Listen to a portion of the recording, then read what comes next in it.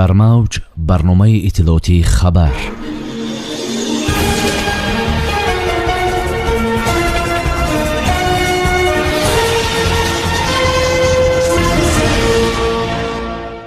ба тартиби гирифтани патент аз соли 2024 чӣ тағйирот ворид мешавад?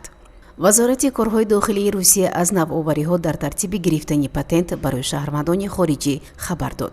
нозукиҳои тартиби навро Спутник Тоҷикистон бо номзади илмҳои ҳуқуқ Дмитрий Ярошенко ба таври муфассал баррасӣ кард. то санаи 1 январи соли 2024 ва тибқи таҷрибаи мавҷуда шаҳрванди хориҷӣ ки патент дорад бояд дар давоми 2 моҳ ба хадамоти муҳоҷират мувофиқан шартномаи меҳнатӣ, шартномаи ҳуқуқи гражданӣ пешниҳод намояд.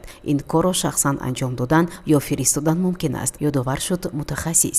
ҳамчунин корфармо бояд дар давоми 3 рӯз дар бораи ба кор қабул кардани шаҳрванди хориҷӣ огоҳинома пешниҳод кунад. ҳуҷҷат дубора мустақиман ба шӯъбаи ҳудудии вазорати корҳои дохилӣ ин кишвар оид ба муҳоҷират пешниҳод карда мешавад. агар ин ҳама иҷро нашавад, шаҳрванди хориҷӣ имкони тамдид кардани сабти номро аз даст медиҳад, шарҳ дод ӯ. хабар медиҳад Спутник Тоҷикистон. дар мавҷ барномаи иттилоотии хабар.